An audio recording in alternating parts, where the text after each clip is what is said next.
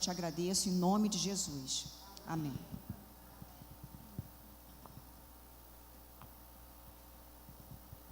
Boa noite. É sempre um prazer e um nervoso, né? Trazer a reflexão. E obrigada pela oração. Eu peço que realmente o Espírito Santo me use e que eu consiga fazer o bom uso também, né, da palavra que vem. E a reflexão que eu trouxe é sobre o valor da vida e um sábio veredito. Então, nós vamos ler aqui, e eu vou convidar a igreja para ler comigo, 1 Reis 3, de 16 a 28, mas a gente vai fazer uma leitura, como o pastor Timóteo falava, né? Responsiva. Eu vou ler um versículo e vocês leem outro, até para que a gente possa entrar realmente no objetivo da nossa reflexão. Então, vou pedir o Alexandre para projetar. Obrigado, Alexandre. Eu vou ler assim. Certo dia, 2 prostitutas compareceram diante do rei. 17, vocês. Uma delas disse: Ah, meu Senhor, esta mulher mora comigo na mesma casa. Eu dei à luz um filho e ela estava comigo na casa. 3 dias depois de nascer o meu filho, esta mulher também deu à luz um filho. Estávamos sozinhas, não havia mais ninguém na casa. Certa noite, esta mulher se deitou sobre seu filho e ele morreu. Então, ela se levantou no meio da noite e pegou o meu filho enquanto eu, tua serva, dormia, e o pôs ao seu lado, e pôs o filho dela morto ao meu lado. Ao levantar-me de madrugada para matar meu filho, ele estava morto.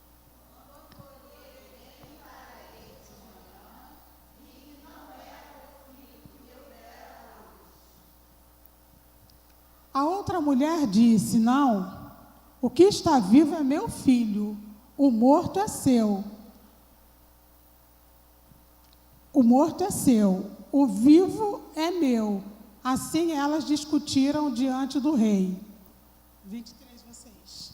O rei disse: Esta afirma que o meu filho está vivo e o seu não me chamou. Enquanto aquela diz: Não, seu filho está morto e o meu está vivo. Então o rei ordenou: tragam-me uma espada. Trouxeram-lhe. Cortem a criança viva ao meio e deem metade a uma e metade a outra. A mãe do filho que estava vivo, movida pela compaixão materna, clamou: por favor, meu senhor, dê a criança viva a ela. A outra, porém, disse: Não será nem minha nem sua. Cortem-na ao meio. Então o rei deu seu veredito: não matem a criança, deem-na à primeira mulher, ela é a mãe. Quando todo Israel ouviu o veredito do rei, passou a respeitá-lo profundamente, pois viu que a sabedoria de Deus estava nele para fazer justiça. Oh, glória! É profundo, né, esse capítulo e esses versículos. Eu fiz questão de lê-los todos, porque para a gente entender o valor da vida e o sábio veredito, era interessante, né, a gente saber, porque ele mandou trazer uma espada, e quando lhe apresentaram a espada, ele declarou: cortai o menino ao meio, em duas metades, né? Uma vai para uma e a outra metade vai para outra. E a mulher, cujo filho estava vivo, ela sentiu nas entranhas, né, uma compaixão por seu filho, e disse ao rei: por favor, Senhor, dá a ela o filho, dá a ela o menino vivo, não os matem. A outra, ao contrário, dizia: não será nem teu, nem meu, pode cortá-lo. E por isso que o rei mandou entregar o menino para a primeira, né? Falou para não matar, que essa era a mãe. Então, esse contexto, ele envolve aquela decisão de Salomão, mas não era uma decisão muito simples.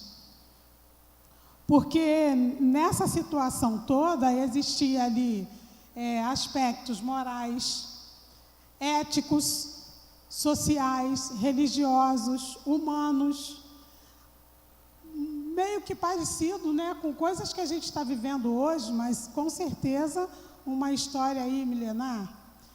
E para a gente entender, né, a figura do rei Salomão, naquela época ele agia como se fosse num tribunal. E ele foi procurado por duas mulheres em disputa. As duas deram à luz seus filhos, mas depois de algum tempo o filho de uma delas morreu. E agora as duas diziam ser a mãe da criança que estava viva. O texto, ele apresenta duas mulheres como prostituta e não fala nada sobre a forma como que aquelas crianças elas foram concebidas. E diante de tudo isso, o rei ele tinha que decidir com base no testemunho delas. Ele tinha que saber quem era a mãe de verdade. Aí, para solucionar a demanda, ele determinou que trouxesse uma espada e que a criança fosse repartida ao meio. Dessa forma, esperava agradar as duas mulheres, dando a cada uma delas a metade da criança. A solução apresentada pode parecer até desconcertante e violenta, né? Imagina a gente ficar... quando eu li, eu fiquei imaginando uma espada ceifando, né, uma criança ao meio. Então, era desconcentrante, era violenta, mas extremamente prática e objetiva. Ele não considerando nada, além da vontade das duas mulheres. Ele tinha que fazer alguma coisa para devolver o filho, né, às duas mulheres. E o acontecimento seguinte é ainda mais surpreendente, porque uma delas preferiu abrir mão da parte que lhe seria dada, para que as crianças ficassem com vida e, consequentemente, fosse entregue a outra mulher. Foi a hora que Salomão, ele reveu a decisão dele. Ele mandou entregar a criança, aquela que escolheu a vida, e rejeitou a opção que levaria à morte. A espada e compaixão são dois elementos opostos. A verdade acompanha só uma delas, né? Que seria, no caso, a compaixão. A decisão final do rei foi motivada pelas entranhas da compaixão, porque nisso estava a verdade. Mais do que um sentimento, a compaixão é um compromisso com a vida, que nasce nas entranhas e está profundamente ligado na natureza humana. Se alguém perde a compaixão, perde também a sua humanidade.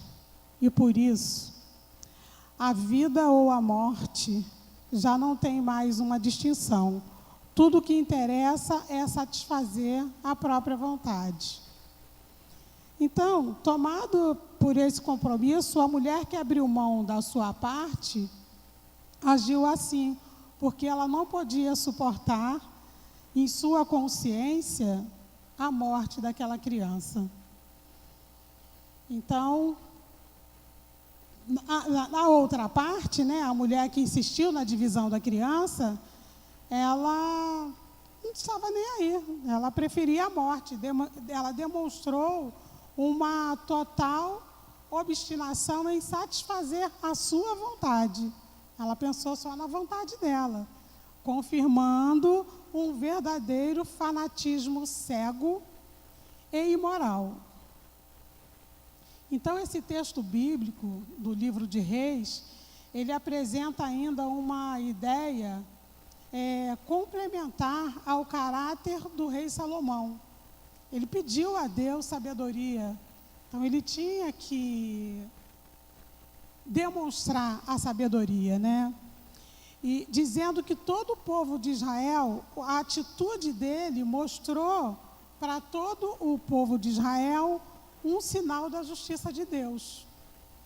O povo reconheceu a humanidade do rei, a justiça foi feita pela misericórdia e não pela espada, e essa é a verdadeira sabedoria, que põe em relevo a vida, sobretudo dos fracos e dos que não podem falar por si mesmo.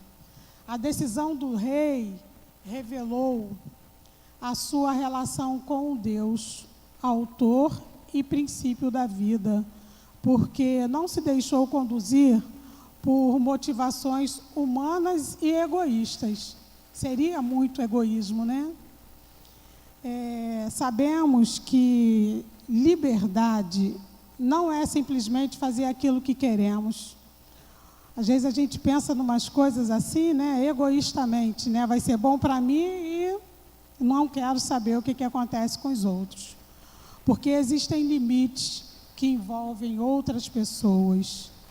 E por esse caminho se chega aos direitos e deveres de cada um. A liberdade é uma força de crescimento e de amadurecimento que busca a verdade e que só pode ser plenamente atingida em Deus. Quando uma pessoa compreende isso, esse contexto todo, ela é livre para decidir e suas decisões vão buscar sempre a vida. Nestes versículos bíblicos, a mulher que escolheu a vida da criança exerceu a sua plena liberdade. Demonstrou as entranhas da misericórdia. Então, a conclusão é a seguinte: ninguém se torna mais livre quando aceita, defende ou propaga a morte. Quem age assim perde a sua humanidade e também não pode sustentar o nome de cristão. Amém. Essa é a minha reflexão. Eu espero que tenha tocado em você. Eu acho que é um texto que a gente pode inserir em várias áreas, em várias posições da nossa vida.